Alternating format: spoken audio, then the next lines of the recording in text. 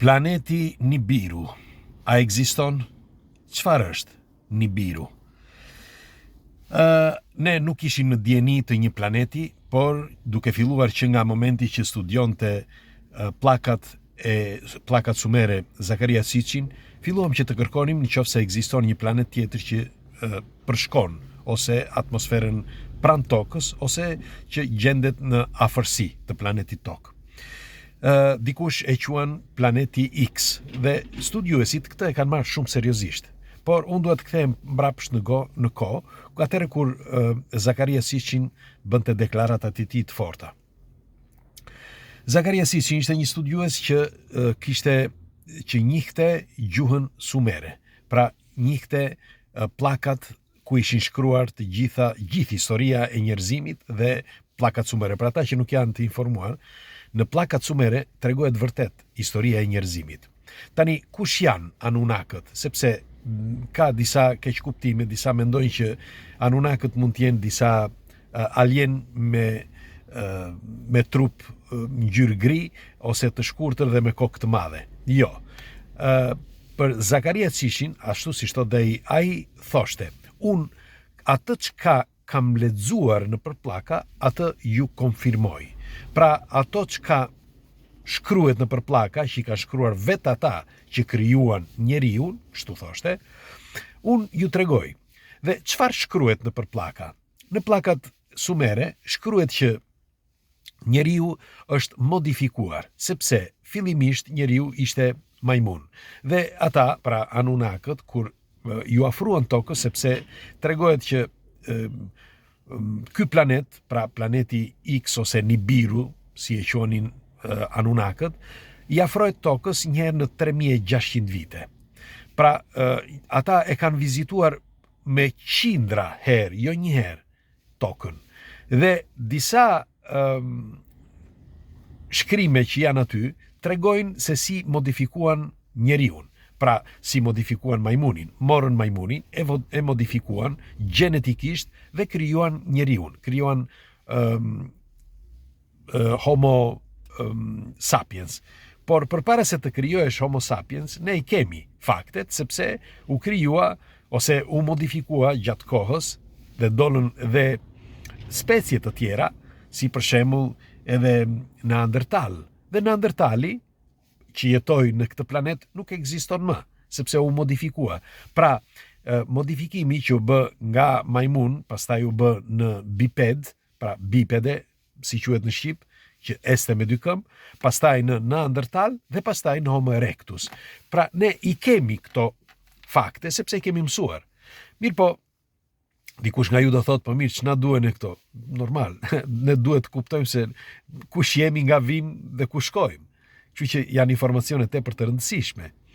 Dhe po thoshja që në një moment të caktuar tregohet që njeriu po shufishoi dhe sepse gjenetika që kanë këta të planetit ose nibirianët ose Anunnakët jetojnë gjatë. Në fakt, nëse lexonin disa, ka bërë disa video, nëse keni parë në emisionin Enigma, ku tregohet për disa prisa ose disa mbretër Anunnak që jetonin 20, 24.000, 30.000 vite, nuk e di e dini apo jo këtë, ose e keni parë, po, me një fjalë, ka gjasa që këta Anunnakët jetojnë deri në 30.000 vite. Pra, nëse jetojnë deri në 30.000 vite, shumë prej tyre janë kthyer sërish në planet, pra në planetin Tokë, dhe kanë modifikuar genetikisht njeriun. Po thoshja që ata kur modifikuan majmunin dhe bën njeri, ndodhi diçka, që njeriu, është si puna e mollës, molla e Evës, njeriu filloi që të shumëfishojë, siç po thoshja më përpara, dhe ata ndërhyrën genetikisht që mos jetonin sa Anunnakët. Sepse nuk mund të kontrollonin thjesht për kontroll, jo sepse nuk doni që njeriu të mos jetonte, por për kontroll, sepse njeriu nuk di ta kontrollojë vetveten, nuk di ta kontrollojë planetin. Dhe në një planet kaq të vogël, siç thon ata, nuk mund të jetonin për shembull sot 8 miliard njerëz, por që jetojnë 800 vite apo 1000 vite, ishte pamundur. Dhe ata që bën, ndërhyrën teknologjikisht, pra në mënyrë teknologjike dhe gjenetike, që ta modifikonin dhe ndryshuan kodin gjenetik, ndryshuan telomerët, që kemi thënë për emisione, pra ato ekstremitetet e kromozomeve, sepse janë ato që përcaktojnë vdekjen e qelizave, pra të njeriut, dhe ata e detyruan njeriun që t'jetoj më pak.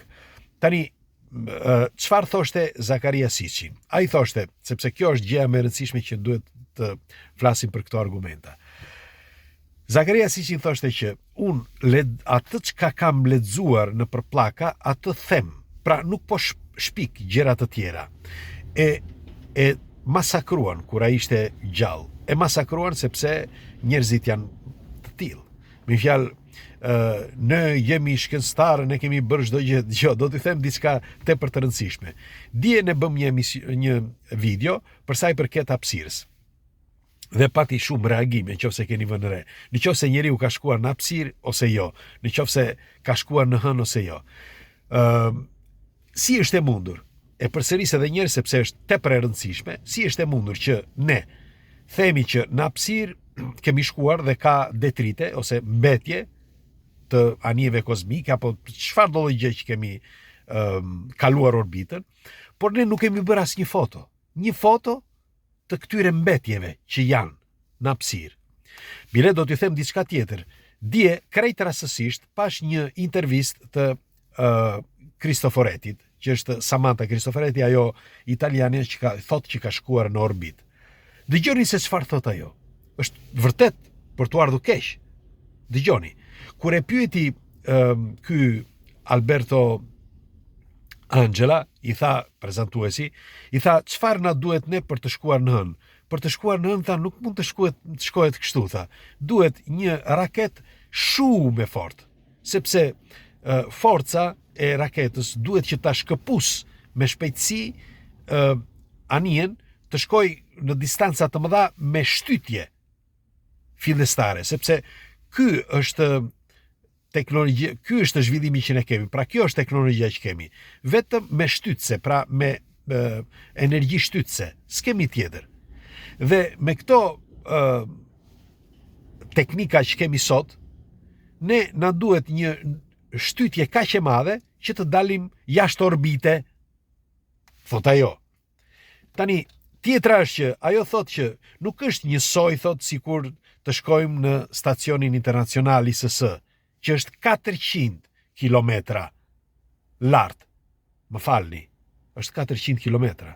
Por ne e dim që në hapësirë duhet kalosh të paktën 900 kilometra. Apo jo? Sepse kështu është na është mësuar. Pra të kalosh tej hapësirës, atmosferës së tokës, që të shkosh në hapësirë, duhen mbi 1000 kilometra. Atëherë nëse ISS-ja gjendet 400 kilometra lart, është sa gjysma e hapësirës. Pse duhet thënë që është në hapësirë? Për çfarë arsye? Pra, ka disa gjëra që janë vërtet shumë të thella, por që duhen kuptuar. Sepse njeriu është, si thash, që është imitues si njëri dhe tjetri, dhe atë çka thot njëri e thot dhe tjetri, dhe kur ndodhin probleme të tilla ose diskutime të tilla, hapen polemika kaq të mëdha saqë ndoshta na qeshin, sepse si thoshin ata pleqtan, qesh kush qesh i fundit. Okej, por sidoqoftë, këto janë ato diskutimet që të bëjnë të kuptosh se në çfarë bote ne jetojmë. Po sikur të ketë një kontroll të një sekond.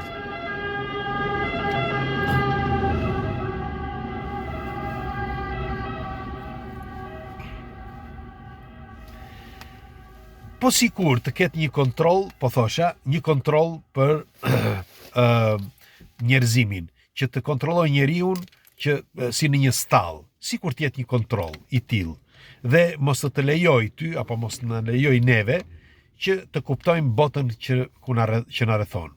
Pra ti do t'i thoshje pulave që ose lopëve në stall që janë në kontrollin tënd, nuk mund ta thoshe. Sepse mendimi, shiko, kam bërë